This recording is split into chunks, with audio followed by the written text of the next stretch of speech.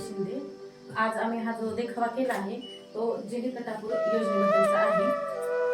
जेहेकटापूर योजना म्हणजे जे कृष्णा नदीला पावसाळ्यात पूर येतो त्या पुराच्या पाण्याचा काहीतरी योग्य प्रकारे वापर व्हावा आणि ते पाणी मान आणि खटाव तालुक्यातील दुष्काळग्रस्त भागांना त्याचा पिण्यासाठी शेतीसाठी वापर व्हावा यासाठी 1997 साली शिवसेना आणि भाजप सरकार युतीमध्ये त्यांचा हा ठराव मंजूर करण्यात आला। आता ही योजना अशी की जे कृष्णेचे पाणी आहे ते जेहेकटापूर या गावामध्ये बंधाऱ्याद्वारे अडवले जाते आणि ते पाणी पंप हाऊसद्वारे उचलून नेर तलावात सोडले जाते।